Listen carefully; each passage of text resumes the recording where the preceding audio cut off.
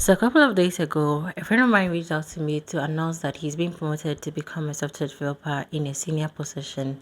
This came about after only 3.5 years of joining his company, and this news was really exciting for him and even for me as well, because he's literally one of the talented programmers I know, and seeing him rise up the ranks this fast, like, I'm really super excited for him. This gave me a boost to come on here and talk to all junior developers, people who are aspiring to become developers, people who are already developers and are looking to rise up the ranks very fast. It's safe to say that growth is literally not a numbers game. You can rise up the ranks very fast, and even in other scenarios it can be very slow, depending on the company policies, how they treat promotions, how they treat employees when they come into the firm. It may be very different for each one of them. When you look at big tech, joining big tech is not going to be as fast as people who are joining a small startup. In big tech, it may look like something like rising up the ranks from L1 to L2, L3, L4, and this may sometimes take more than 5 years if I'm not mistaken,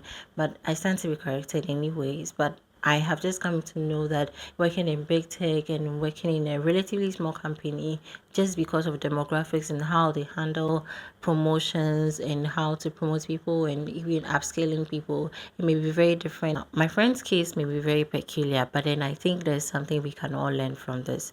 Growth is literally not a numbers game, and if you are really measuring growth according to the number of years you've spent at the company, I think you may or may not be mistaken. Now let me explain. When it comes to growth, to a larger extent, time is a factor, because you need time to be able to study the company, time to be able to get used to the things that they do, to implement what they do, to really understand the kind of business that they are really into. So in that case, you can say that time is a factor, and spending more time at a company may be essential. In another sphere, you may also say that it's not really about time, because even if you've transitioned from different companies to your current company, you may have picked up a lot of skill that did not necessarily come from the current firm that you are. So meaning that it's not really about the time you spent with the company, but then just about the skill that you've picked up over the years.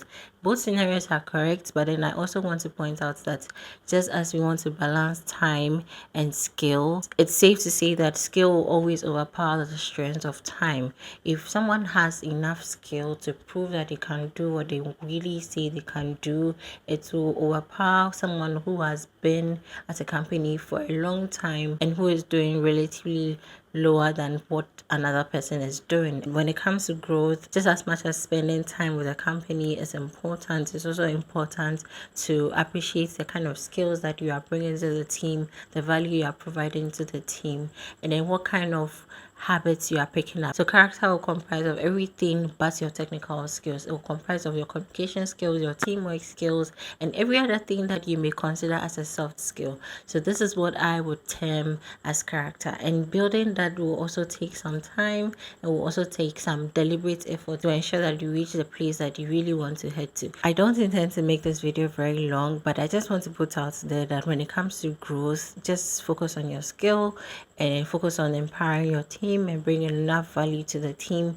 which will also ensure that you have your foot in the door when it comes to leveraging your skill for promotions and for bigger roles and stuff. So it may not necessarily be a titled position, but then just the opportunity to work on other projects that you may not necessarily have on a normal day. I think that is a boost enough that you can actually appreciate in your career as a software developer. So this is what I really wanted to share with you guys today. Comment down below how long it took you to move from being a junior developer to becoming whoever you are today, if you're a senior developer or a mid-level developer.